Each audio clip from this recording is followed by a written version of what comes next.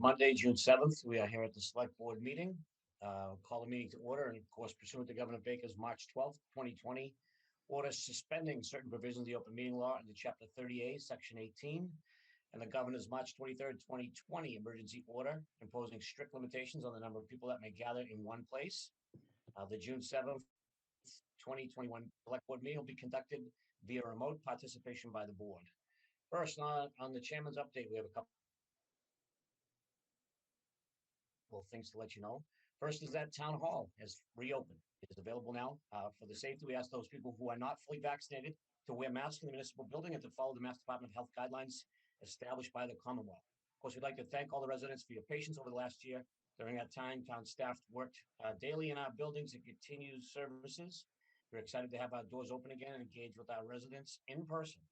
If you have any questions, you're welcome to go to the town website or call Town Hall for further information, but it is open, usual hours.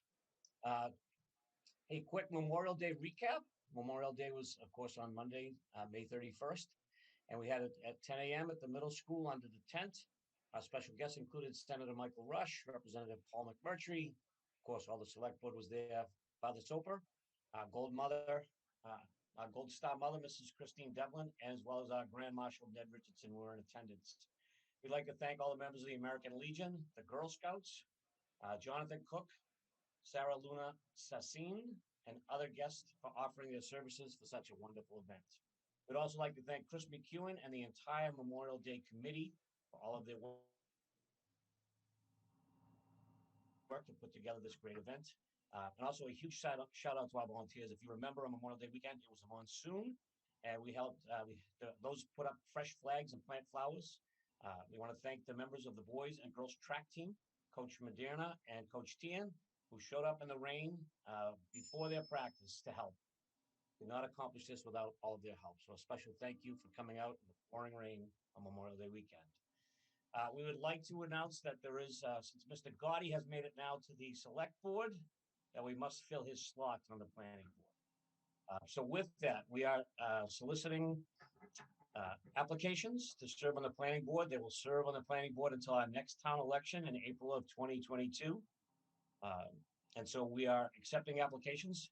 The letter or your resume should be in no later than 4:30 on next Monday, June 14th.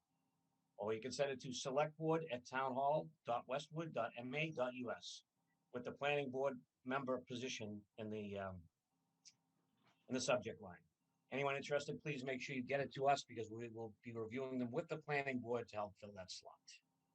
Okay, that's it for our chairman's update. So now under scheduled action, we have a vote to rescind a declaration of emergency. Mr. Hearn, do you want to take this, or Mr. Coleman? Who would like to? Russ? Sure, I'll take it. So just to remind the board and the viewers that back on March 10th, Governor Baker issued a state of emergency due to the outbreak of the COVID-19 pandemic. And then on March 23rd, issued an advisory to Massachusetts residents to stay at home. On March 23rd, the Board of Health had an emergency meeting and voted unanimously to approve the declaration of emergency for the town of Westwood. And later that evening, on March 23rd, the Select Board did the same thing. What's being proposed for the board now is to remove that declaration effective June 15th, matching Governor Baker's most recent order, where the state of declaration will be removed on June 15th from the Commonwealth. The Board of Health has a scheduled meeting for June 15th, at which this matter is on their agenda as well.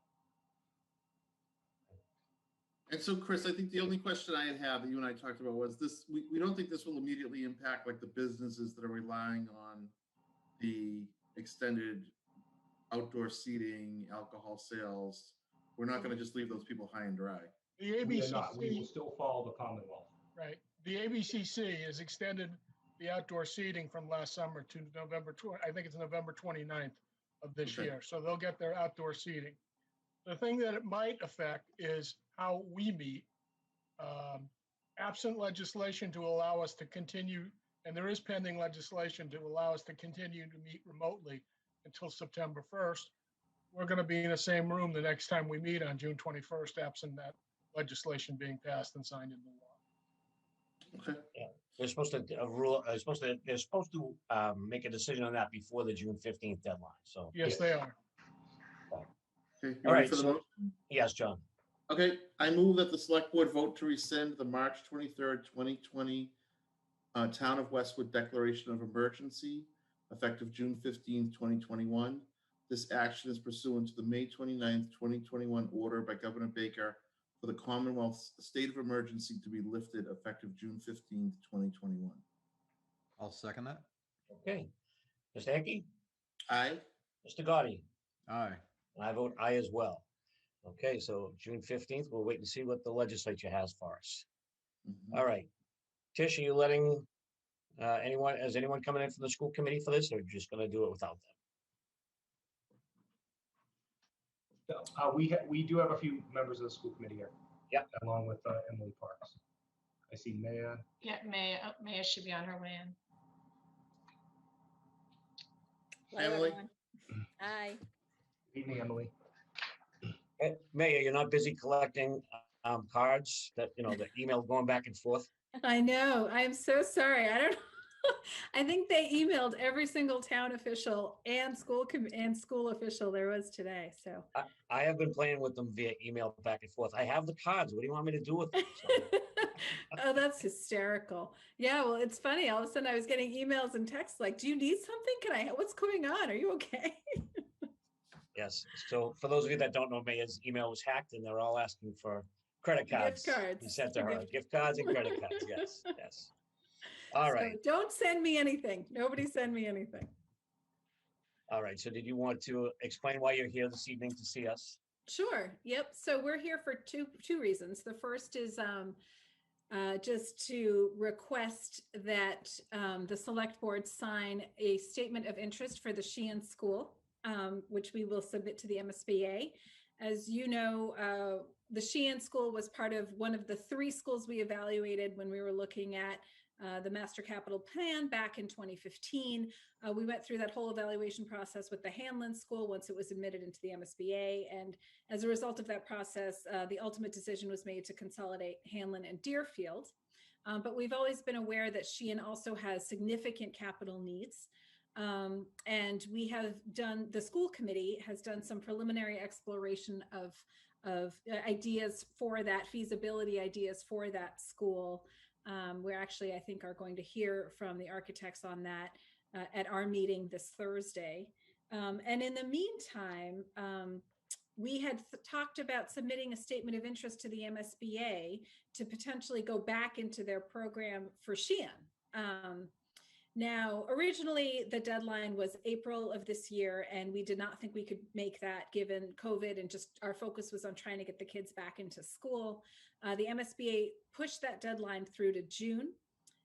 Emily and her team decided they had some free time, and they ended up finding the time to draft a statement of interest. We feel that, in all honesty, the likelihood of us getting accepted into the MSBA program, reimbursement grant program for Sheehan, is very low, given that we haven't even broken ground. We haven't even voted. The town hasn't even voted for the Hanlon project. But we do feel that in the interests of fiscal responsibility, given that we have the time and the information, and a lot of this information we collected when we were doing the initial feasibility study for all 3 schools, we thought, you know what, let's submit it. Let's see what happens. The deadline to submit is June coming up. And I don't know, I can't remember the exact June date. 25th. Thank you, June 25th. And the school committee has already voted to submit it at our last meeting. The select board also signs the statement of interest. So we're asking the select board to vote to sign this as well, and then we will submit it.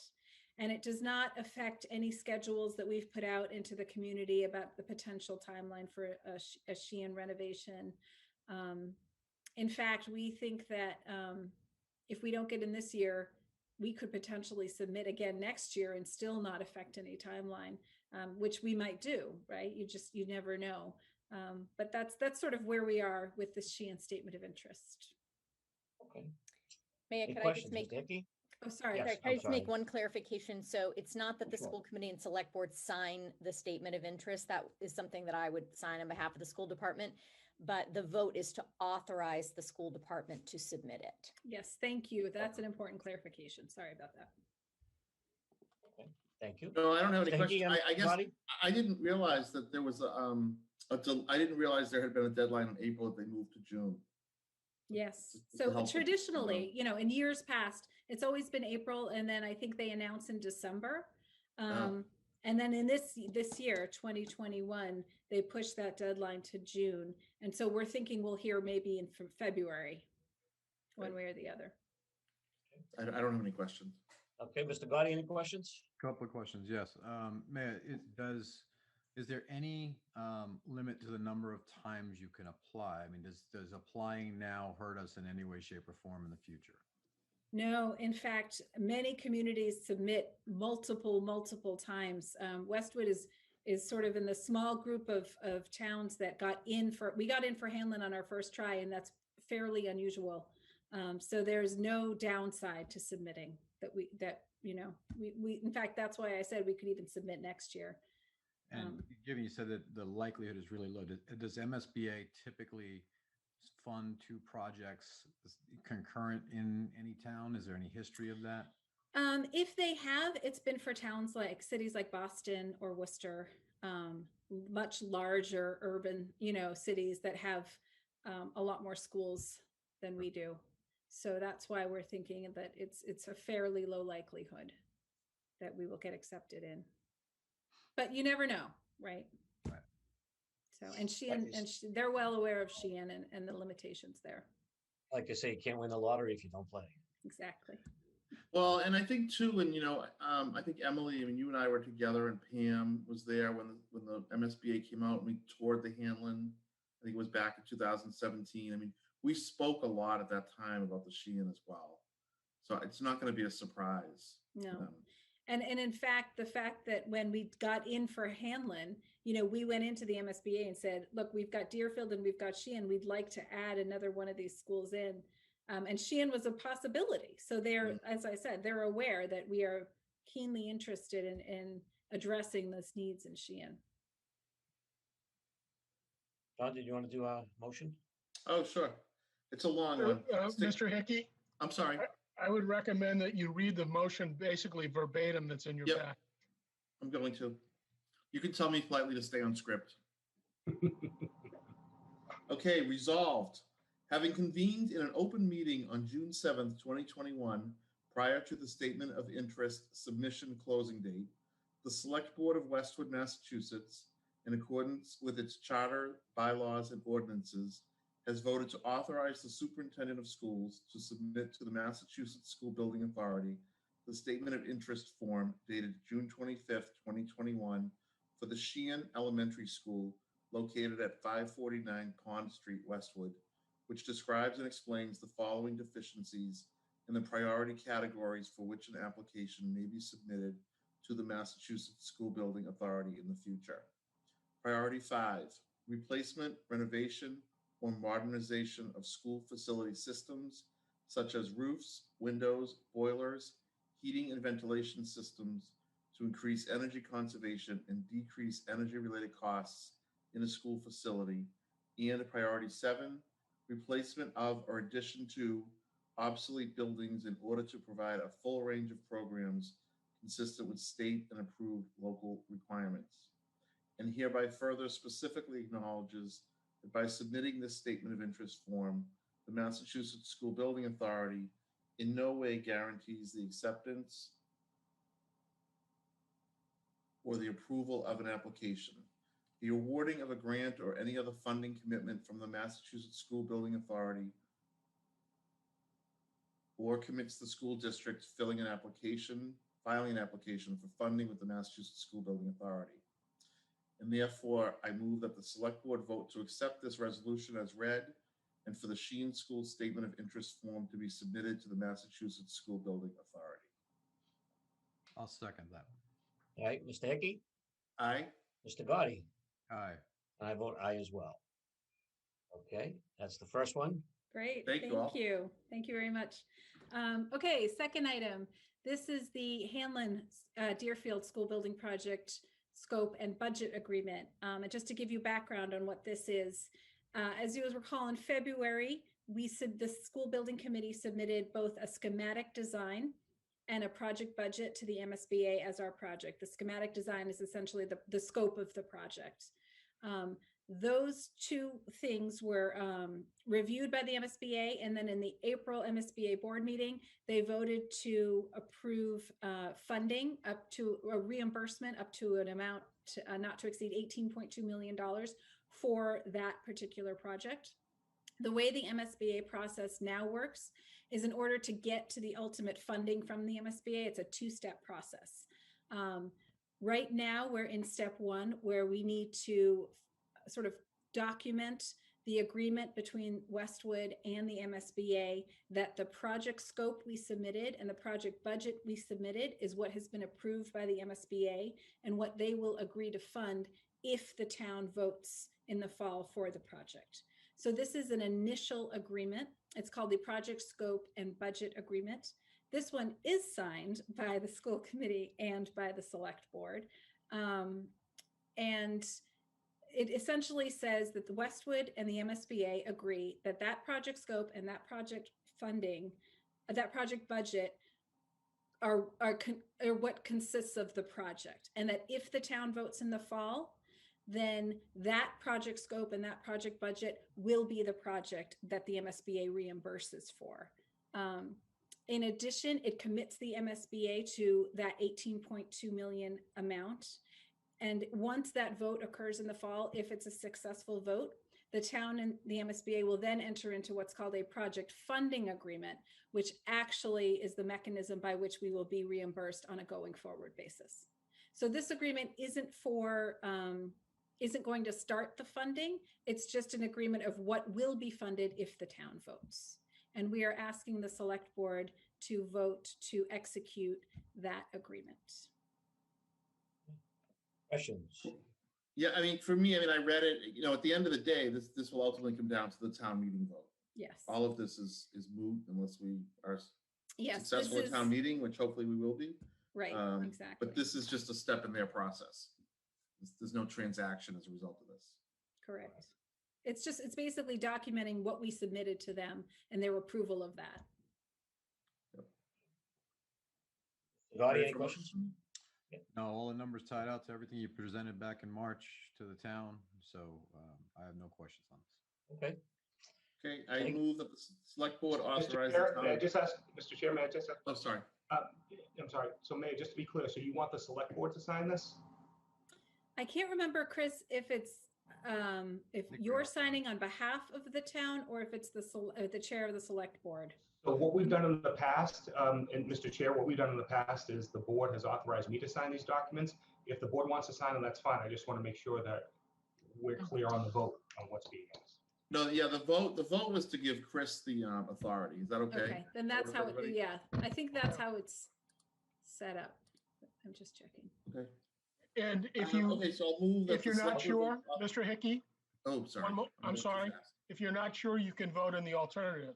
You can authorize Chris to sign it unless the MSBA wants the select board to sign it, then you authorize the three of yourselves to sign it. That way you cover both sides on the motion.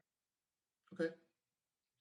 Okay, I will move that the select board vote to authorize the town administrator, Christopher Coleman, to sign the project scope and budget agreement documents for the Hanlon Elementary School building project and for the documents to be submitted to the Massachusetts School Building Authority, or in the alternative that the entire select board vote to sign this document.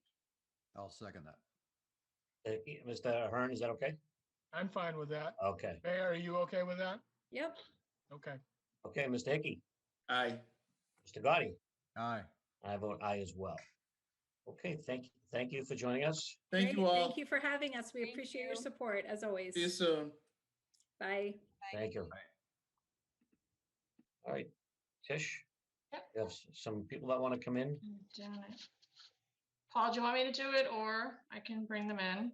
So let me get in. I've got a few on their way now. I don't want to cross over with him. Okay. Are you all set? Almost, not quite. Okay.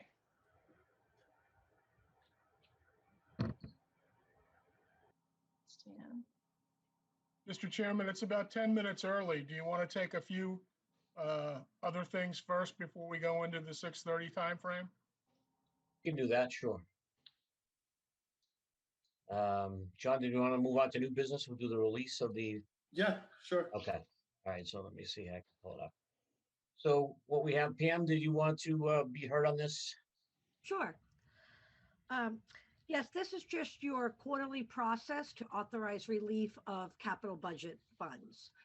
So each year when town meeting votes our capital budget articles, there is language that says departments cannot move forward with those projects until the select board authorizes that. And what that does is help make sure that we're on track with our budget before we move forward on any items, and also make sure we have our procurement process in place. So this year's town meeting voted for municipal and school capital, approximately $3.8 million in capital. Our departments and the school department then go in and lay that out over the 4 quarters when they would want to spend that. There is a request for a release of 2.7 million in the first quarter. That is typical that the majority of the funds are asked for in the first quarter. And that's because most of the school work and some of the DPW building work is done in the summer months. And also because DPW, some of that equipment has a very long lead time. So they like to get their order in early in the first quarter so they can get that capital delivered in the fiscal year. So this request is to release $2.75 million. And there's a list of what those items are. Chris did hold a meeting with all the department heads and kind of go through the release process and went through the procurement process with them. So we are comfortable at this point that this is ready to be released and let these departments move forward on July 1 with these capital items. Vicky? Good. Good. Rob, you good? Mr. Gotti? Okay. Okay, I will move that the board approve the release of the first quarter FY22 capital totaling $2,755,400 to the various departments contingent upon all procurement procedure and checklists being fulfilled. I'll second that. Okay. Mr. Hickey? Aye. Mr. Gotti? Aye. I vote aye as well. Thank you. Thank you. All right. Moving along, we've still got a few more minutes, so we'll do this too. Notice for acting and temporary town administrator. Chris, I have to be honest with you, somebody reached out to me and wanted to know if you were leaving that we were doing this, but I've explained to them when you do leave, we need someone to act on your behalf. Yeah, So, who wants to take the lead? Mr. Coleman or Mr. Hearn? We do this every year. Mr. Chairman, we do this every year. This has become standard operating procedure for us. We get a preemptive approval from you for Chris to name someone to act in his behalf as per the charter, should he be out of the area. Okay. So, Okay. Yeah, this is kind of pro forma at this point. I would move the select board approve the notice for acting and temporary town administrator, which allows Christopher Coleman to appoint Pamela Dukeman or Patrick Ahern as temporary town administrator for any period during fiscal year 2022, and to give notice to the town clerk and to the select board. Second that. right. Mr. Hickey? Aye. Mr. Gotti? Aye. I vote aye as well. Okay, moving right along here. That's all we have left, I think, except to do approval of minutes. Shall we do the approval of minutes? Well, I think we have the transfer of funds. Oh, sorry, you missed that. You're right, John, I missed that, sorry. So John, we have the transfer of funds on the old business. So we have Westwood Media Center. We do this every single time. We get money in from either Comcast or Verizon, and we transfer over the money per the agreement to Westwood Media Center. This time we are transferring $60,000. Mr. Gotti's all well aware of this before he came on the select board. So, Mr. Hickey, do you have any questions? Only it just seems the Mr. money Gotti? has gone up. The money has gone up now that Rob has left that board. Cost He's saving. able to watch more television. That's why. Okay, I move that the select board approve the transfer of $60,000 from the town cable account to the Westwood Media Center for the work to be completed at Wentworth Hall. Okay. Second, Mr. Gotti? Yep, sorry, I was just coming off mute. Yes, second. Okay. Mr. Hickey? Aye. Mr. Gotti? Aye. And I vote aye as well. Okay. We want to do the approval of minutes. We have 5 more minutes, John, so we don't have to. Yeah, I'm fine. I read them. I don't have any edits. Okay. Mr. Gotti, any issues with the minutes? No? Nope. Okay. Okay, I move acceptance of the Select Board's May 17th, 2021 minutes as written. Second. Okay. Mr. Gotti, did you second that? I think my did, yeah. Wi-Fi kicked out. Okay. Yep. Mr. Hickey? Aye. Mr. Gotti? Aye. And I vote aye as well. Okay.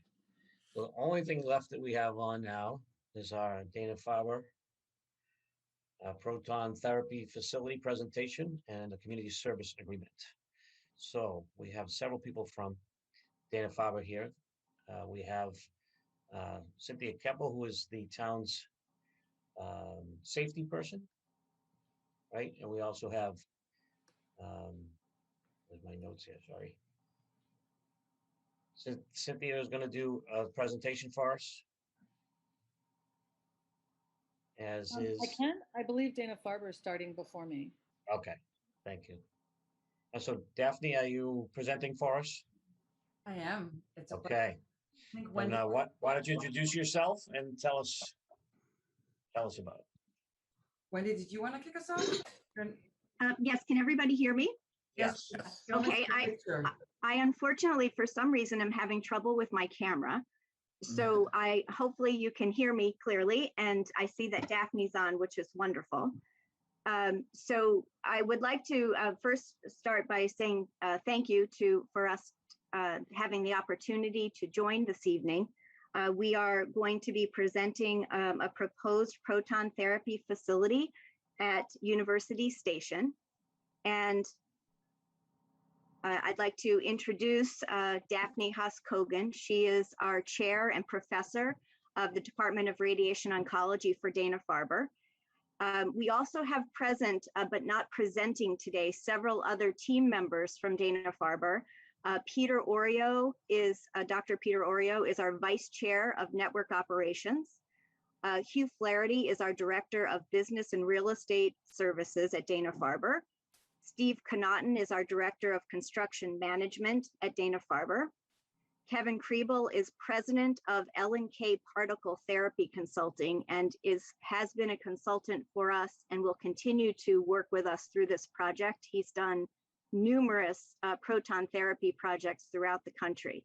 And Darren Baird is director at Goldsman Stores and is representing Dana-Farber from a legal perspective and has worked very closely with Dan Bailey. So with that, I'd like to turn it over, if I may, to Daphne to talk a little bit about Dana-Farber and give anyone who is present today a little bit of background about Dana-Farber. Great. And did you want to share your screen with slides, or did you want me to do that? I'm going to try and do that. And if that doesn't work, I will, I'm going to turn it over to you, Daphne, okay? No problem. I have them up if you prefer that I share. So I'll start by saying it's truly an honor to be here today and present to the town of Westwood Select Board.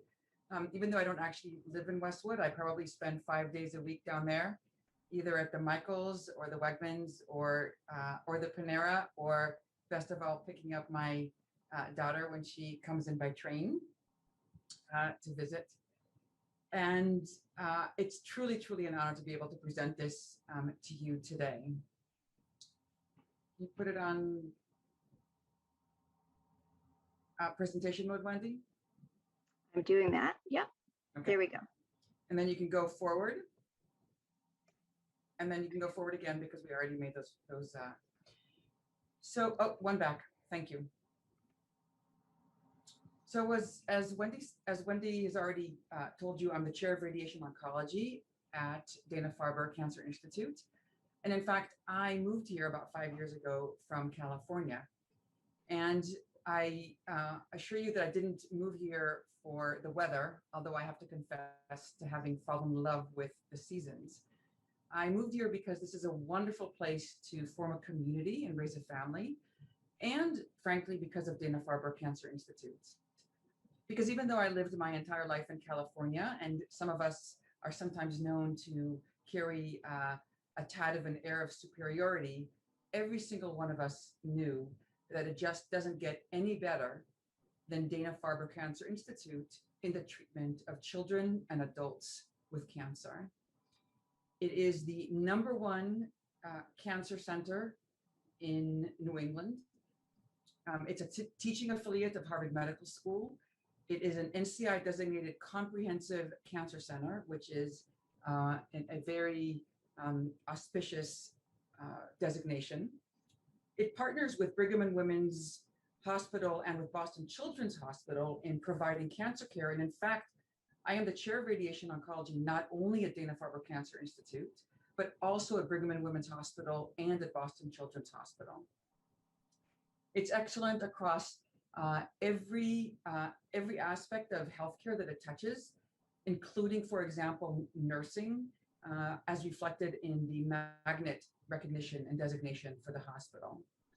It was founded 7 years ago and continues to be the jewel in the crown of cancer therapy across the world. Next slide. The mission of Dana-Farber Cancer Institute is to provide expert, compassionate care to children and adults with cancer while advancing the understanding, diagnosis, treatment, cure, and prevention of cancer and related diseases. The Institute provides training, of course, the next generation of physicians and scientists who will treat cancer for the next many decades. It promotes public health with much attention to high-risk and underserved populations and communities, and it disseminates innovation across the country and across the globe. Every day, I can tell you from personal experience, since I treat many patients every day, every week with cancer, adults and children personally, I can tell you that every day scientists and clinicians and healthcare providers make discoveries that cure more patients, allow more cancer patients to live longer and to live better, to have a higher quality of care during their lives with their families. Next slide, please. We're an extraordinarily innovative cancer center and radiation oncology department, but there is one technology, cutting edge technology, that virtually every cancer center, cutting edge, world-renowned cancer center has in the country, the Dana-Farber Cancer Institute, in fact, does not have. And that's called proton beam radiotherapy. And we would like to have this, this innovative cutting edge technology for all of our patients. What's the difference between proton beam radiotherapy, which is what we're proposing to add, and photon, with a PH, photon beam radiotherapy, which is, of course, what we already have and treat all our patients with? Well, photons are what you just saw go by in yellow. You can see there's a brain tumor there in the middle of the brain, and we know how to focus the X-rays, the photons, on the tumor, but the beam of photons right there in yellow goes through and through. It enters the brain and it exits the brain. Protons are distinctly different. The green arrow, or the green line, as you'll see for protons, goes in, but then stops where the tumor is, as you just saw in that video. And so protons treat tumors equally well to photons, but they result in many fewer side effects and long-term toxicities for our patients. Protons are much better at protecting normal tissues, such as, for example, the brain. Now here I'm just showing you a brain tumor, but of course this is true for every part of the body. Regardless of where the tumor is, protons do a better job at protecting the normal tissues around the tumor. Next slide. You can see here on left, a little child that in fact had a tumor of her eye that, that we treated. And the eye, of course, is just in front of and part of the brain. So in treating her with protons, one is able to protect much of her brain, and she will have many fewer problems with vision, with learning, with school performance, with behavior, hearing, intelligence, and many other side effects. And that is true, as I mentioned, for any other site in the body. I'm showing here a child that actually I treated, but this could be an adult as well. And this patient required treatment of their entire brain and spine for a tumor. And you can see in the middle, X-rays treats the entire body. All of that green, which is treating the entire belly, the heart, the lungs, the liver, the intestines of this individual are getting treated with X-rays. But were we to treat this patient with protons, as is seen on the left, it would completely spare all of the structures in the belly and in the chest and in the pelvis. Next slide. The FDA approved protons many years ago in 1988. And there are many proton centers. There are 37 proton centers, in fact, in the US. And there are far and few between, virtually no world-renowned cancer centers that don't have proton beam radiotherapy centers.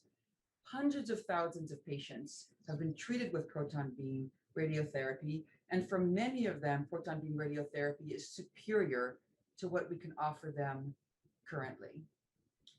I will also say that we began this discussion about our need to have proton beam radiotherapy many, many years ago. And since I came here 5 years ago, we've done an enormous amount of homework to see where and how this is best accomplished, not just to serve our patient population that comes to Dana-Farber, but honestly, to serve our community, to serve our neighbors. And we have decided that really the people we want to partner with is you, where we want to offer this innovative care is in Westwood. And as I said, that has a very soft personal spot for me, but is also, I think, the right thing to do for our communities and for our patients. I will, I'm going to hand it off to Wendy now. If you want to ask me questions, you can, or we can hold questions till after Wendy runs through the next 5 slides. I'm here till however long you need me. Thank you so much, Daphne. I guess it's fascinating. I don't know if you can delineate this, but I guess if you think about your current population of patients and how many, could you guesstimate, rather than going through traditional treatment today, would probably benefit from this type of treatment? Is any idea on that? Yes, absolutely. And we've done many analyses, and of course that evolves every day because we do research on this and we do prospective clinical trials. So we enroll patients on clinical trials to ask what is the best technology for them. For children, the number is very large. And in fact, we send many of our children away to other centers so that they do get proton beam radiotherapy. And I have to say that it's not the best way to treat children with cancer. Splitting up their care, having them run either across town or to a different city, or to honestly, very often to a different state, because there isn't a close proton beam radiotherapy other than at Mass General, which is quite an old center. So for children, I would say easily 80% of children would benefit from proton beam radiotherapy. Across the board, again, for adults, it depends on the disease, but across the board for adults, I would say it's approximately 15 to 20%. Thank you. You're welcome. I do see there are questions in the Q&A, and we can either answer them as we go, or I would propose that we hold the questions until the end in case there are some questions that we might answer in the rest of the presentation. let me just, can I just answer one question of the Q&A, because this is very important? Absolutely. So sometimes there's confusion when we administer radiation about how radiation is made and then generated. So sometimes we give generation with a source, and there are some situations in which we actually put a radioactive source into an organ, and really the way we do that, the time we do that mostly is with prostate cancer, where we put a source of radiation into the prostate and it decays over time. But when a man, well, my father just had this done a few years ago, and when my father came home to us, I had small children. My father had to stay away from the small children because the source carries radioactivity. Both X-rays and protons do not carry radiation. There is a machine that lives in a room, and the patient comes in and lies on the table, and just as you would go to any radiology center and have a chest X-ray, it functions in exactly the same way. And Wendy will give more details here, but the machine goes on, administers the radiation to the patient, and then the machine is off. There's no other radiation. The patient is never radioactive. There is no other radiation that goes, and the question was in a person's backyard. So of course, this is also in my backyard, because I in fact live very close to Westwood and spend much of my time there with my children. So there is no exposure to anybody's backyard, and patients aren't leaving and are radioactive. So the differentiation is very, very important. These aren't radioactive sources that continue to emit radiation. This is radiation that is, go ahead. Somebody wanted to say something? Okay, I'll stop there, and Wendy, go ahead. I'll let you explain more, and I'm happy to talk about this some more later. Yes, we'll have that opportunity. And Daphne, certainly jump in if you like in any of my slides. So I thought it would be helpful to just talk about what a proton therapy facility is in basic terms.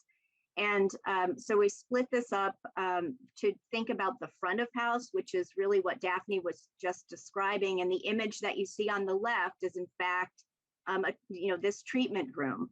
And there would also be additional treatment or imaging space for treatment planning. And the diagram on the right-hand side is showing just in a very high level kind of conceptual way, the blocks of program that would make up a proton therapy facility. So the image on the left, where you're seeing the front of house, which is where the patient will actually receive the treatment, is I'm hoping you can see my arrow, is this treatment area right here. And then behind it is what I would call the back of house.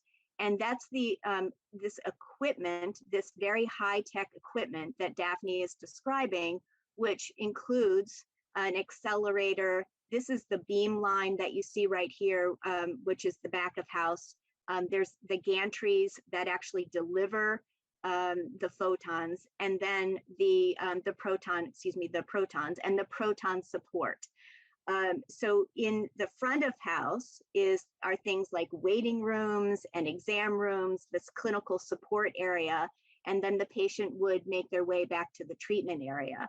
So I thought it would be helpful for everyone to understand, kind of what the patient and the family member may see and what's behind the space that the experts, the proton support team will be working with day in and day out. One of the questions that we've had along the way as we've been exploring this opportunity is, why did we select Westwood? And I think that Daphne started to talk a little bit about that, and I'd like to dig into that just a bit more.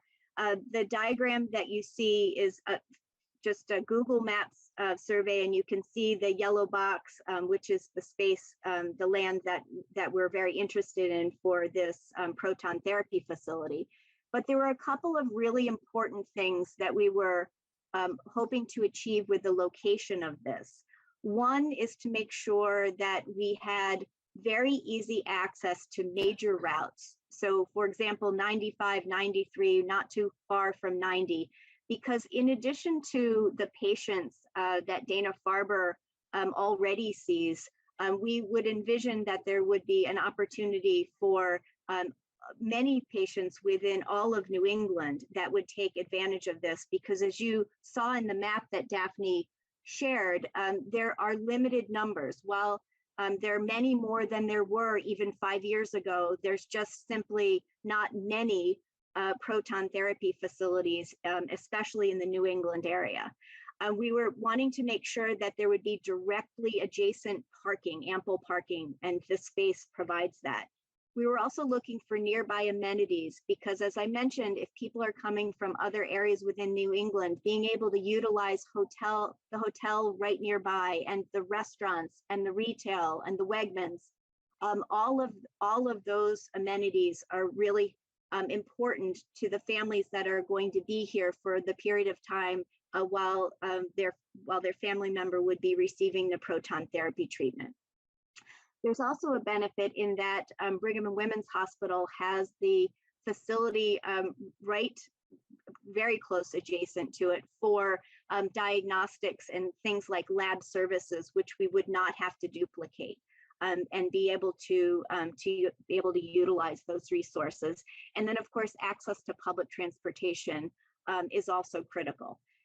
So these were some of the reasons, some of the key reasons that we were really interested in Westwood, and in particular, this location in Westwood at University Station.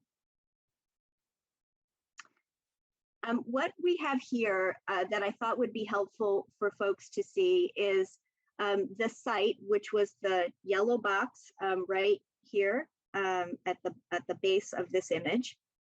And this is a very high level conceptual site plan that gives you an idea of the size of the facility. It would be a 2-story proton therapy facility. And you can see that it would take up a little less than half of the site. So there would be ample room for parking, as I had mentioned, it being important. And you can see that the way that it is laid out on this plan, that the main entrance or the drop-off area is visible from both University Avenue and Bridges Drive, which is how patients and families would access the building. And we like to think that that is very important also, so that our patients and family members would be able to see very clearly a warm and welcoming entrance to the facility. You can also see the adjacency and also some landscaping that we would propose in several areas around the building, creating an opportunity to place the building so it doesn't really have a backside. We have a front presence on University Avenue. We would have a front presence on Bridges Drive as you would approach the building. There would be landscaping between the building and this landscaped area in front of the condominium structure. So again, no back of house view there. And then for the Makita building and the entrance from the rear from their parking area, which is their primary entrance, we would also add landscaping here. Would be a shared, there's a entrance for the Makita building, a back of house entrance here, and same for the proposed building for Dana-Farber's proton therapy facility. There's a second image that I thought would be helpful to view. This is a northwest perspective. So to orient you, this is University Avenue. This is the Makita building that is already there. And you can see the landscaping representation and the fenestration facades, which would soften and provide interest to the building, along with the landscaping that for both University Avenue and for anybody entering Bridges Drive as well. One other thing that I thought would be helpful for this group to see is that the proton therapy facility is a facility that is going to take upwards of 3.5 to 4 years from start to finish, start of design until first patient. And I wasn't planning on going through the detail of the timeline, but what we did do is we indicated the duration of months for each of the specific phases. So for example, design, town approvals and permitting, and the DON process and DPH approval process, you can see happening in the first year. And we would even start pre-construction.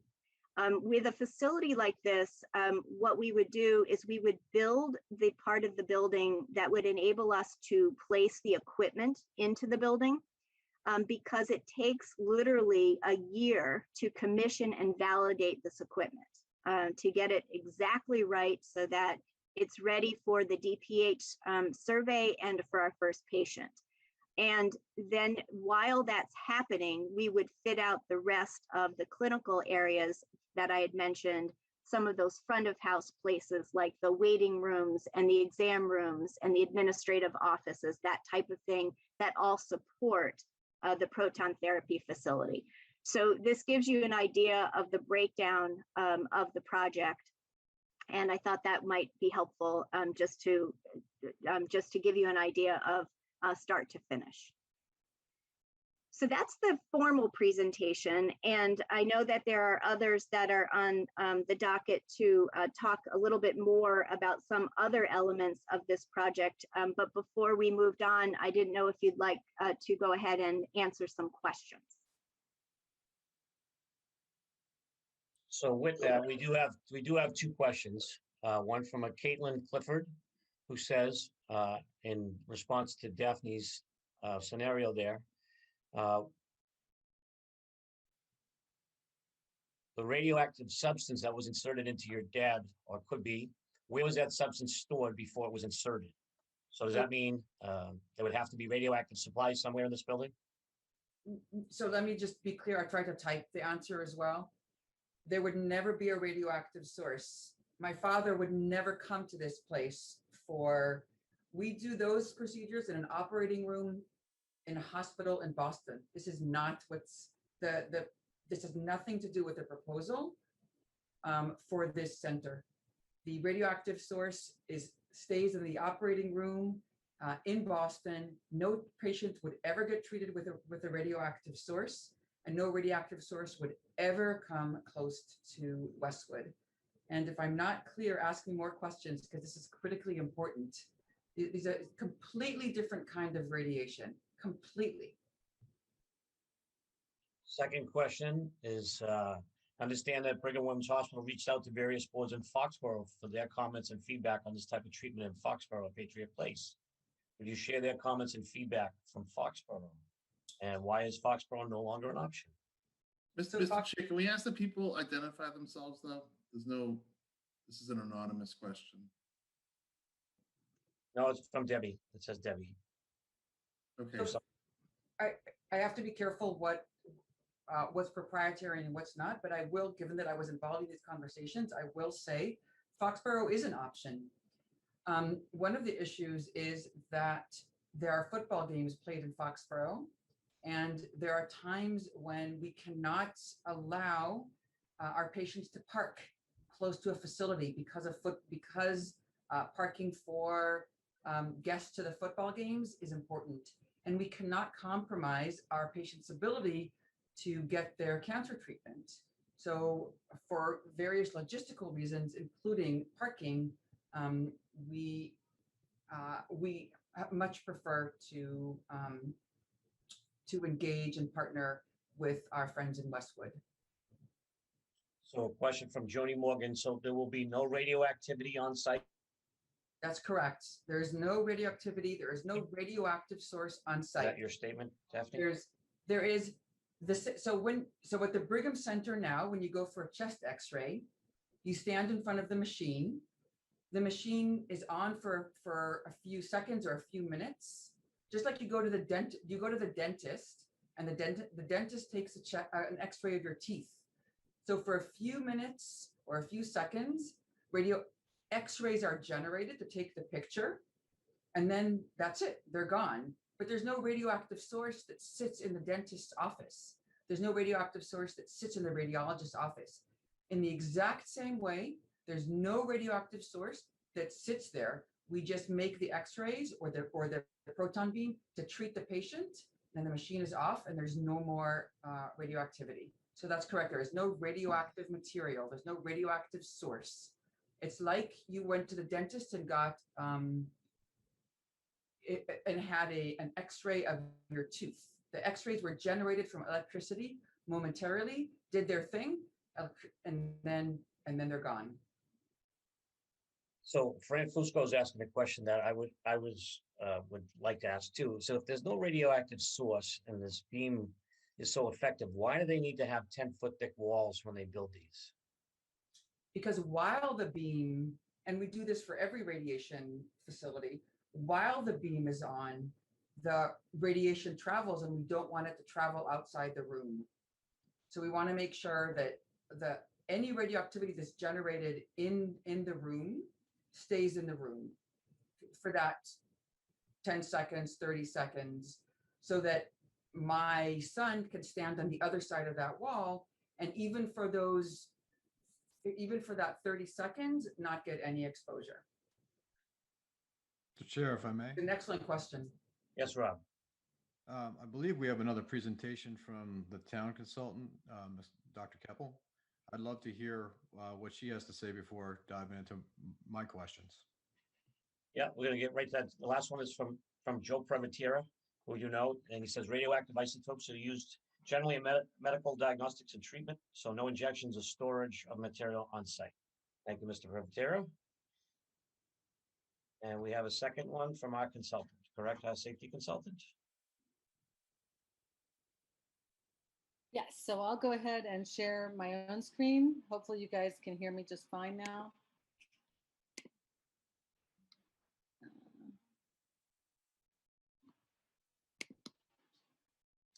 And can you all see that as well? Can you guys see and hear me? Yes, we can, yes. Okay, great. So first of all, for those of you who I haven't talked with, good to meet you. I'm Cynthia Keppel. I'm actually a nuclear physicist by training. I began some couple decades ago working on applying nuclear and particle physics to medical instrumentation, both imaging and cancer treatment. I actually ended up directing one of the first proton therapy institutes, and still the largest actually in our country, in Southeastern Virginia.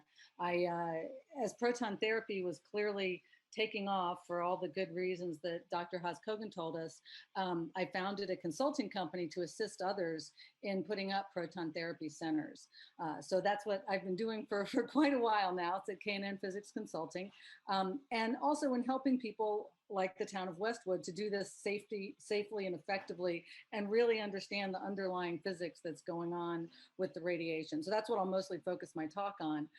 So you can read all these things about me or go to my TED Talk or whatever you want to do. I think the most important thing of interest to you all is this is all of the centers, and actually I couldn't even fit it on the slide. There's 4 more where we've had an active role, we being my personal consulting company, in assisting with the physics, the radiation, the shielding, the safety systems, all of those aspects, the core physics aspects of proton therapy center development. So I'm really happy to be working with you all and doing this, and happy to answer any questions. I think some of this you already know, but I like to put it in perspective, and I'll try not to repeat too much of what the Dana-Farber team has said. Most importantly, proton therapy is a cancer treatment, and there are many different kinds of cancer treatments. This is an external beam radiation therapy treatment. So it's an external, meaning outside the patient, beam of protons coming into the patient. About half of US cancer patients receive some form of radiation treatment. Most of that is external X-ray beams. And so we've been using 2 words interchangeably a little bit, and I hope that's not confusing. There's X-rays and there's photons. Photons are different from protons. Photons and X-rays are just a type of photons. So external X-ray beams like this situation here are how most cancer patients are currently treated in the US. So this is ubiquitous and all around our country. Proton therapy is the most effective kind. Why? Why is it more effective than X-rays? What do you want to do when you're treating cancer? You want to kill the tumor and you want to minimize or eliminate normal tissue injury, right? Both of those two things. So here you go. I'm going to try this. If it doesn't work, don't worry. I'll go on to other things. But this is your physics lesson for a moment. Bear with me. It'll be worth it, I think, because I think it'll inherently answer a lot of the questions. So this is a depth dose curve. So what does that mean? Depth means depth into the patient. So 0 is 0 depth. It's at the skin. And then moving, hopefully you guys can see my pointer, but moving down in depth means going into the patient. And then this is the dose. So what you're seeing here in this gray is what you already know and what Dr. Haas-Kogan said. X-rays do what we know. You put an X-ray generator here and you put an X-ray detector here. The X-rays are going to go all the way through you, right? And your teeth or other dense tissue will absorb more of them and cast a shadow on the detector, and we create an image from that. But if what you now want to do is kill something like a tumor that's halfway into that patient, X-rays don't change their very fundamental physics properties. They still go all the way through. And so the killing dose going all the way through means mitigating side effects associated with that. Protons interact very, very differently. They're charged from a nuclear physics standpoint, they're huge. You still can't see any of these. They just interact differently in matter like human tissue, in any kind of matter, to be honest. And so what they do is this thing. And so they deliver almost all of their dose in a very small area. And that's exactly what you want, because we can drive the beam, which means that we can paint the tumor shape, right? Now we're delivering the radiation into a tiny area just because of the fundamental properties of protons. And so we can paint around the tumor and have less side effects for our patients. So that's why it's sweeping the country. But let me show you these two, and I'll show you why it wasn't sweeping the country 50 years ago, I think. I think it'll be clear. So this is a prostate cancer patient, a cut through the hip, just a picture. And you can see the hip bones, for instance, here. And this is the X-ray beam on the right, doing what X-rays do, right? Going all the way through the body and delivering most of the radiation, in fact, not at the prostate, this red target area, but in fact, a few centimeters in. In contrast, this is the proton beam and that sharp dose going into the tumor region. So it's just a better beam from a physics standpoint. It's about how particles interact in matter. I can talk more about how we deliver, but just to say that X-rays are still a good thing. And as I said, half of cancer patients are treated with radiation therapy in our country. We're still killing tumors. What we do is we deliver low dose, low dose, low dose, low dose. And so at the intersection of that, you have a high dose. That's what's done for X-rays. And so you have this kind of characteristic bath of X-ray radiation, which if you went just one proton beam one way and one the other, you can give significantly less radiation to the patient. So that's the idea. The other point is that if you're delivering less radiation to the healthy normal tissue, you can deliver more radiation to the tumor. And so you achieve both goals in radiation therapy. You deliver a more lethal dose to the tumor and you minimize or eliminate normal tissue injury. So that's the point. I think I'll skip through this in the interest of time because Dr. Haas-Kogan went over many of it. She showed the map of the country. Many patients have been treated now. You know, proton advocates have been going around. We've been going around for a while explaining why this is a good thing and making sure that people do this right. And it has been. So you see the numbers of centers, numbers of patients treated, places where patients can be treated because you're coming in externally. So unlike a surgery, you can't get at everywhere. You can actually send a beam anywhere. So it's a really good therapy. This is a typical center. And I chose here actually a center a little bit unlike what Dana-Farber is proposing. This is Loma Linda, which was the first US-based hospital center in our country. And that was over 20 years ago. These have been around a long time and they are still operating. And it has very similar things to what Wendy was showing you. There's the primary thing, the primary part of a proton therapy center is the accelerator. There's an accelerator structure. And then that is where the beam's created. So it's not like a reactor, it's not like a radioactive source, it's none of that. If you think about the simplest atoms, you got to go back to high school where you sat and stared at the periodic table, right? The simplest atom is hydrogen. What is it? It's one proton with an electron orbiting the outside. That's it, one proton, one electron. If you heat up hydrogen, the electron boils off, you have a proton left, and now you put it in a magnetic field and send it shooting down the accelerator. If you turn that off, you turn your heating element off, you turn the accelerator off, there is no radiation.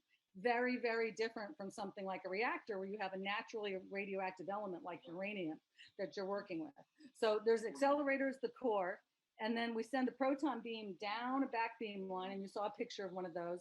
They look like this. And so we're once again leveraging the fact that the particles are charged so we can drive them using electromagnets. So these things, these are electromagnets, and the beam would bounce off of air. And so we keep it, we keep an evacuated beam pipe. So the protons are actually going through this vacuum here, down this pipe. And then we use, again, electromagnets to deliver beams to one of multiple treatment rooms. Loma Linda is different from Dana-Farber, in part because it's much older and in part because it's much larger. This is actually a 4-room plus 2 research room center. It's one of the larger centers.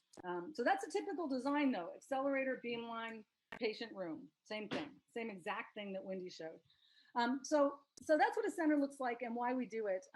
So let me talk to you about the physics safety and what's happening there. So there are safety concerns beyond standard building constructions. I'm not going to speak to all of the things that a normal construction site would pay attention to. Obviously, the contractors working on the Proton Center would pay attention to all those things.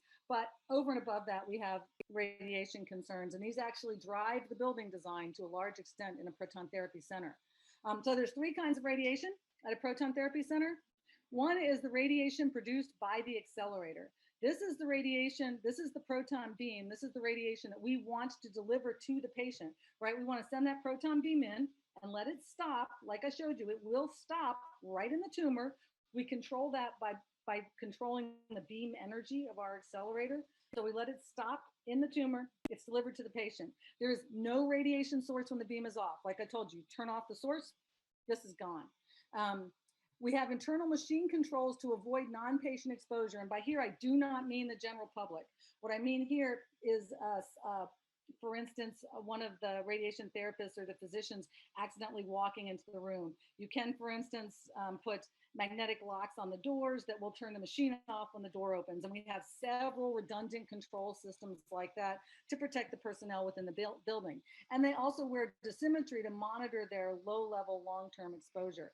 There have been hundreds and hundreds of people, therapists, clinicians, physicists working in proton therapy and other radiation therapies all over the country. These last 2 things are standard in our industry. The next kind of radiation that you have is residual radiation from activated equipment. So what happens here, this is the only radiation that remains when the accelerator's turned off. And so what this is for instance, those evacuated beam pipes I took a moment to point out to you, they're made of aluminum, and aluminum can get slightly radioactive. It has a very short half-life, which means that it becomes unradioactive very quickly. But it can get slightly radioactive. Again, this is only a concern for people working in the center, and we monitor and have a lot of safeguards against that. It does not go out of the building, and it is very short-lived. Again, unlike a nuclear reactor, right? That kind of radiation is there for thousands of years, right? It is fixed radiation. This is not at all like that. Okay, radiation generated by interactions in the patients and equipment while the beam is on. So this, one of you all asked a really good question. You said, why do you have those giant concrete walls? This is why. It's not for the 2 types at all. It's for this. When the proton beam comes into the patient, the protons stop, deposit all their energy in the tumor. Hopefully we're killing the tumor, but neutrons are generated in those interactions. And so neutrons go out of the patient. This will stop when the beam is off, but these neutrons are a danger to other people in the building or people who'd be outside the building if we did not shield for them. So it's these neutrons that we're shielding against. It's these neutrons that the whole site is really designed with so much concrete for. So let me just back up a little and talk to you about general uses of radiation. We use it, there's lots of industrial uses. We sterilize food. The smoke detector in your house is a little radiation generator. We use it for non-destructive testing of all kinds of equipment, electrical power for satellites. We use it to cargo screen. We actually have small accelerators, not unlike proton accelerators, in semiconductor device fabrication. So there's large industrial multi-accelerator facilities all of these things, and medical applications. So let me give you a feeling for the background radiation that you and me and all of us are getting right now. We get an annual total of about 3.2 millisieverts per year. So that's a unit, just keep that number in your head. But this is probably more interesting to you. Of the 100% of background radiation you get just from living, right? Wandering to Starbucks, walking on the street, whatever you're doing, about 40% of that comes from the ground. It's radon gas from the ground. About another 15% is similar to radon, but it's actually trapped in the rocks. It's in your granite countertop. Picture there. It's in rocks that were around. Not all rocks, but granite happens to have a lot, so I use that. It's in our body and our food. Bananas, for instance, have a lot of potassium. Cosmic rays coming down from the sun and other extraterrestrial sources beaming neutrinos and other kinds of particles at us. And then about 18% of all the background radiation we get comes from man-made artificial sources. And of that, most all of that is medical. There is a little bit of fallout from older nuclear weapons testings and some other things like that, but it's a tiny sliver. Most of it comes from medical applications. And so somebody had asked me, what are the dominant sources of that? Proton therapy is not even on the chart, partly because there's really not a lot of proton therapy centers relative to other types of centers, and that you saw in the chart of the country. But you know, it's going more. But this is just to give you a feeling. These are chest X-rays, very little. The largest is actually a positron emission tomography. This is a diagnostic imaging scan that images cancer within patients. So this, again, there's that millisievert number, 14 millisieverts. Let me go back. What do you get naturally just from sitting there listening to me? About 3.2 millisieverts, right? So the PET scans is about at 14. So what we do when we design a proton radiotherapy center is we shield to 2 millisieverts per year for the general public. That is our number. And to put that in context, that the actual annual public dose allowed from the Nuclear Regulatory Commission is 50 times that. It's 100. So we're really, really, really being conservative in the proton therapy community. And to be fair, it is in the entire medical physics community. We shield down to this very small number just to be cautious. To give you a feeling, a transatlantic flight gives you slightly more radiation than we are trying to get for somebody who's hanging out on the other side of one of those concrete walls. And not only do we do the shielding design, before we ever treat a patient, before we ever let the building go, obviously we give all of our reports to the state or the whatever the regulatory body is. For you all, it would be your state, but all the regulatory bodies. And then we have to verify with a survey with instruments that it's exactly what we said it would be before they're really ready to go. So there's a rigorous protocol nationally to do this and turn these machines on. And that's for any radiation therapy machine, again, not just proton therapy. And I just put this here, it's kind of fun. If you want to calculate your personal annual exposure, you can. So you can say how many times you fly and how it'll figure out where you live, how much radon you have and stuff like that. So that's just kind of fun. So basic shielding principles, time, distance, basic radiation protection principles, time, distance, and shielding. So distance, you get far away from it. That makes sense, right? As you go far away, that's the picture here. If you're, the size of one of these blocks, you get less here than when you're here. So going away, but shielding is the predominant thing in a proton therapy center because we need to be near the patients, or we need to be the patient. So as I said, it's neutron generation we shield against. Neutrons are shielded by water or concrete. Typically, concrete is what we use in proton centers. We integrate the building structure with the radiation shielding. The shielding accounts for about 15% of the construction cost of a facility. This is a facility I worked on in the UK, and you can see all the concrete being laid and poured. You can really get the footprint of the facility. You can shield floors above. I've worked with centers where there are actually many stories above. I worked with centers with conference room right above the accelerator, actually. And then below, the University of Miami, the Baptist Proton Center came online, I guess almost 2 years ago now. And they were very concerned because their water table is just 2 feet below the center. And so you can shield up, you can shield down, as well as the sides. In Manchester, this is more about the sides. So there's a rigorous regulatory process that I've outlined for you a little bit, and there's an inspection process, and there has never been a radiation safety incident at a proton therapy center. So hopefully this community is really, really adhering to all of this. We are, and doing a good job. it's not my first rodeo. As I said, there's, and it won't be for whoever does the shielding design for Dana-Farber. There are many centers now, and we're replicating and keeping the same high standards for every single one of them. The community keeps itself in check. So that's what I want to say. Unless you guys have any questions, that's kind of where I am. I'm happy to answer whatever. Mr. Gotti, do you have any questions to start? No, thank you, Dr. Keppel. This was very, very helpful.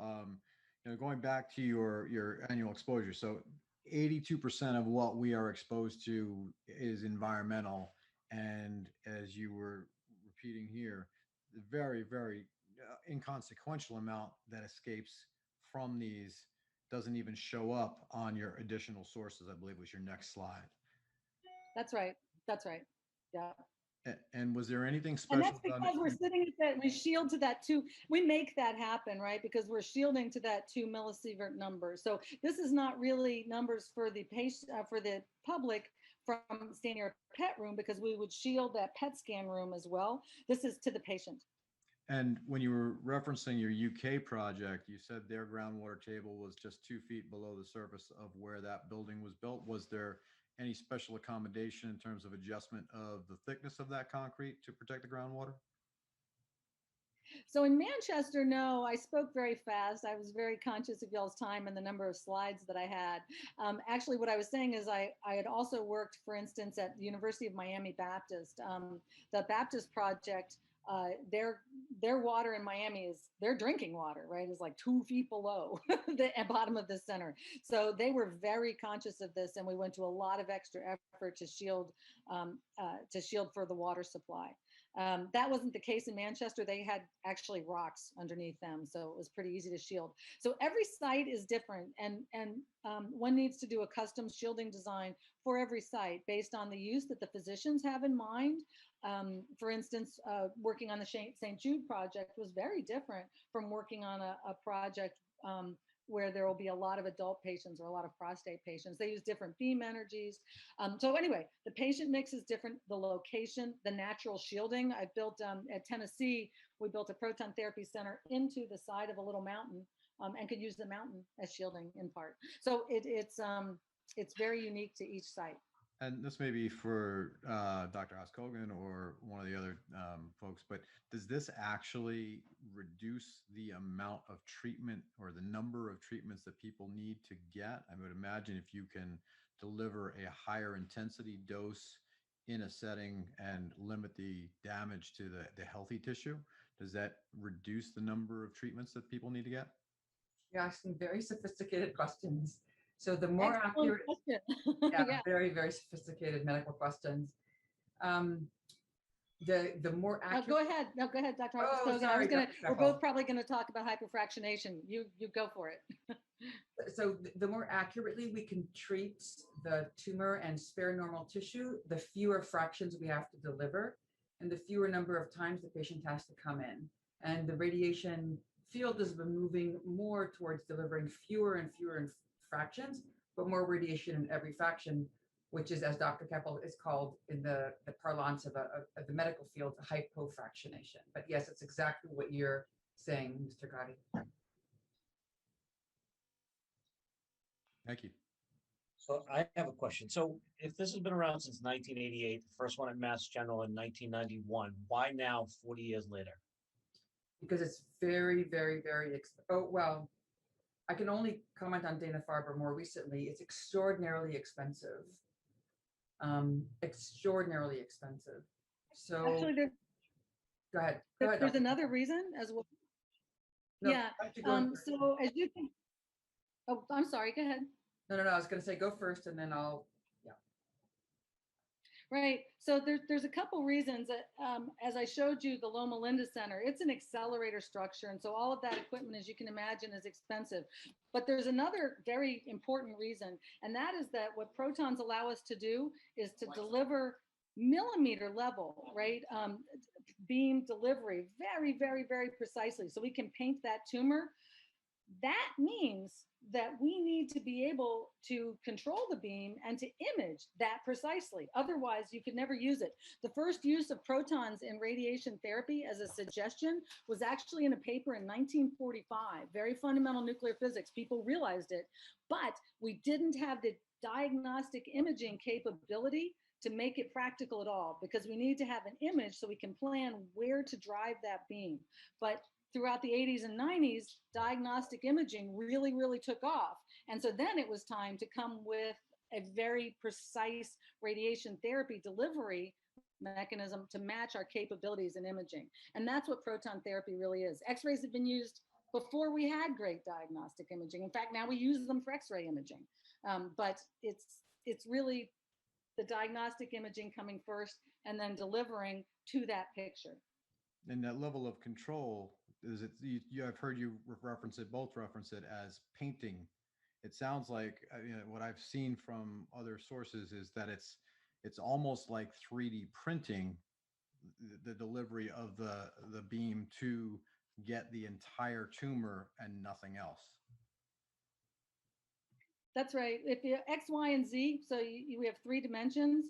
So what we do, as I told you, we can control the depth by controlling the beam energy. So if we call that Z, right? So we can go this depth, this depth, this depth, this depth. So that allows us to paint this way.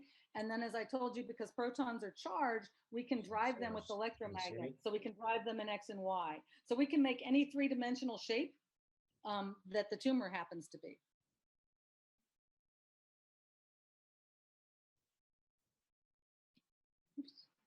We have another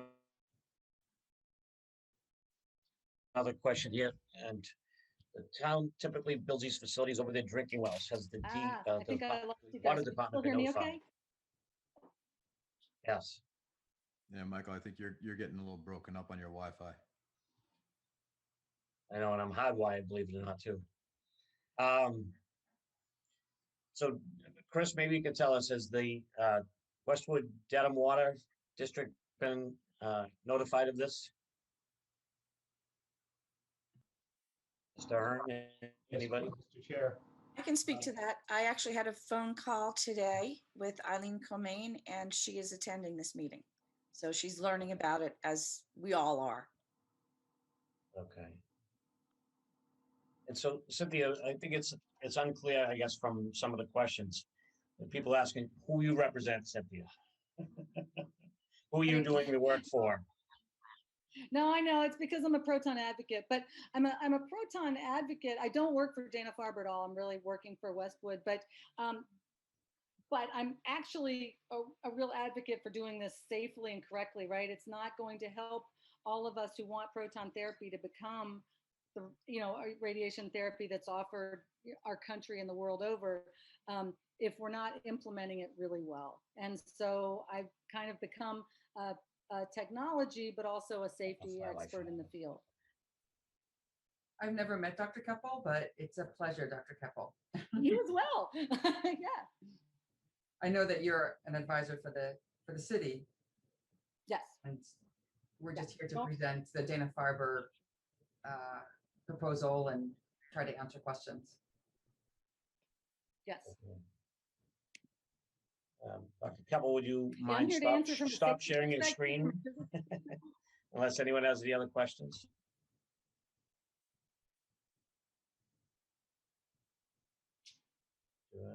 Any questions, John? Any questions, Rob? No, I mean, thank you for the presentation. I mean, it's interesting material. It's, you know, part of the bigger story is the evolution of healthcare. It's just amazing, this technology. And, you know, you think about the evolution over time and new things would come online, new technologies, new treatments, new drugs. And it's about educating people. And, you know, we have some work to do and we'll get there. But I mean, it sounds so promising. It's just really, really interesting. And I think, you know, we all have some societal obligations. I think when we talk about technology that lessens the secondary damage to children and allows children to resume lives quicker and more normally, that's exciting. So I think it's something we should be excited about. We unfortunately live in an era where we're, you know, re-educating people about how good vaccines can be. So I think we definitely have some work to do on proton technology, but I thought your presentation was great. And I really appreciate it. I look forward to continuing the conversation. Dr. Keppel, there's, anytime there's this type of investment, and I imagine this is something that, the Dana-Farber folks are very, very concerned about is, as technology is on its unbelievable curve of improvement and innovation, how has proton therapy changed the actual equipment over time? And will what is being proposed from a shielding standpoint be more or less potentially protective as the technology continues to evolve? Does that question make sense to you? It does. That's a very, very, very good question. So, yeah, the equipment, it's like buying your computer, right? 3 years from now, you're going to be wanting another one, a car or whatever. And proton therapy is a bit that way. It's such a large capital investment that it tends to be the case that the core equipment isn't changed, but the feedback can be, the imaging to control the beam or look at the beam within the patient can be. All of those things are advancing, and that's great for everyone. So when we do the safety, when we do the shielding for a center, we try as hard as we can to think, what is this going to be like 10 years down the road, and shield for that. And that's part of the reason we have that really, really, really large safety factor, because you're pouring millions of dollars worth of concrete and you want to get it right and not have to pour more. So it's a little bit of future guessing, and a lot of real big safety margin, because my crystal ball is really faulty, and so I can't tell what's going to be the next thing. But I can say that we would know if what we were doing was delivering more dose, right? So that would be very clear. More radiation would be very clear, and we would think it through. And there are ways to add shielding to the existing centers. We can, for instance, steel line the walls, and there's different things one can do. So it's possible, but no one's had to do that yet. So there are several questions just in the boxes that have to do with tax information, but that's not for discussion right now. This is just a presentation to us. That would be a select board discussion at a later time, just so you know. And I did read all those questions. So Joni Morgan and Fran Fusco, I did see your questions, but we'll hold that for the select board debate and not the Dana-Farber. Okay. Any other questions? Oh, new one. Okay. Thank you all. Thank you very much. Excuse me, Michael? Yes, Chris. A special counsel who's working with town council on this project, Dan Bailey, has his hand up. Okay, Dan. Thanks, Mr. Chair. I just wanted to come back, and there are a number of questions on this as well, and Dr. Keppel touched on it. And this is something, Nora and Chris and I have been involved in looking for a safety expert. We started on this actually 2-3 months ago, and interviewed Dr. Keppel. And one of the things that we were most impressed by was her ability to respond to the concerns that we had raised about the location because of the aquifer. So I'd like to ask you, we've talked about what happened in Miami and how they had to address that. If you could just specifically talk about how, the center in Miami addressed issues having to do with proximity of the center to its groundwater supply. Absolutely. So once again with concrete, but it because now we're going to put extra concrete. You think that sounds easy. It's conceptually quite straightforward. You're just going to put more shielding down and have a thicker bottom floor. But it turns out it involved working with the engineers a fair amount, because the shifting and making it all on one slab and things like that so that the shielding would maintain was a lot of back and forth to make sure that we got that right. But this is not, that's a little like building a center in California where you worry about the seismic activities. The people who do construction are used to being careful about how very large, heavy things are going to move relative to the ground.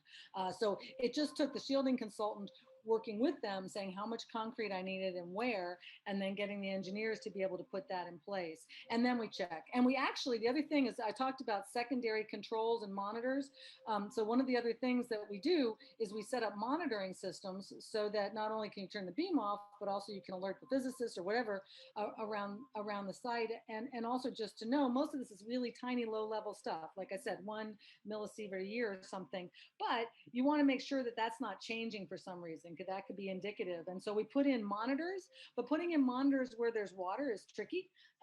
So we actually put in dedicated monitoring wells for Miami so that they could see if for some reason, you know, I guess we were worried that maybe concrete would crack or something like that. It didn't, but so you can put in additional systems. So first pass, it's always concrete, right? Always put that shielding in place. Second pass, engineered type controls, monitors.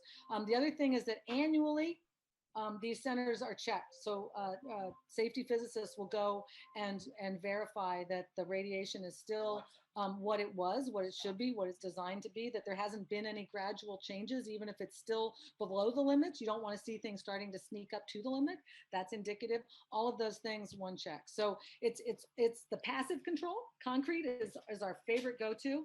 Active controls, monitors and feedback, and then human controls, checking, reporting, regulatory work.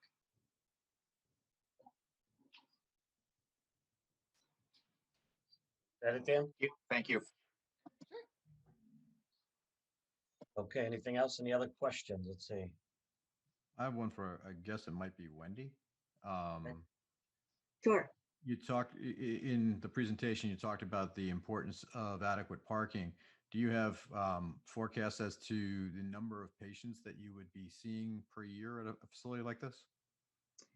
We've run numbers certainly, and the number of parking spaces certainly that we would want to have is more than ample, but it's a range, and so certainly I don't have a number right off the top of my head what the number of patients that we would see in the facility.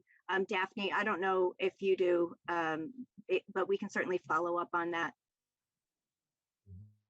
Yeah, I'll probably have to follow up to be precise. Understanding it's a forecast that'll have a high and a low. Yeah. Okay.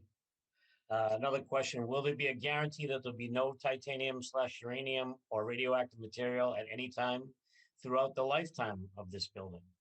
Yes. Yeah, absolutely. There's not, as I said, you know, there's in a reactor or something, there's uranium because that's the source of the radiation. That if that's not the case here, right? There's, you know, protons are in little tiny pieces of wire, and that's actually what we do to get them. We heat up the wire just like your light bulb does, right? You're heating up a little tungsten wire and getting photons off of it that we use as light. You can actually also boil the protons off. So there's really, really, really not a continuous radioactive source at the center, and there wouldn't be. All right, let me just check any other questions. That's it for questions in the box. I have a couple of comments, but no more questions that I can see related to the facility itself. Okay. Thank you all for your presentation. It's a pleasure. I'm personally happy to make myself available for anything that might be helpful to you, to the select boards, to the community, to the neighbors, and I really appreciate the time to come talk to you. Thank you so much for the opportunity to share today. Yeah, have a wonderful week. Thank you.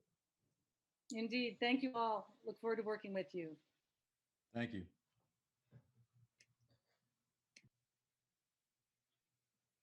Okay, we have everything on the agenda except executive session.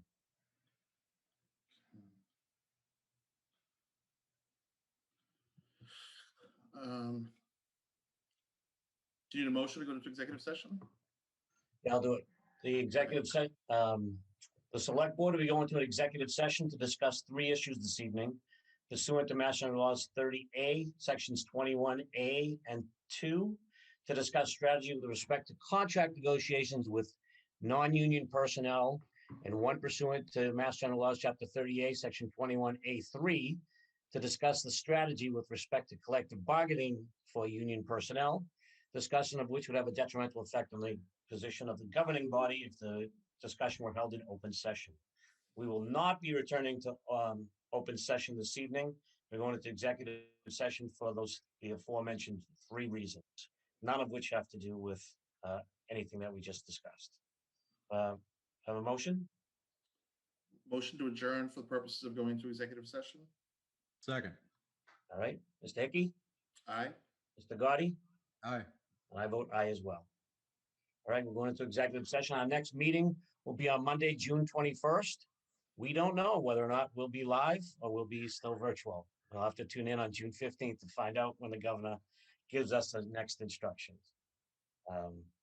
Have a great night. Go Bruins. They're up 1-0 so far.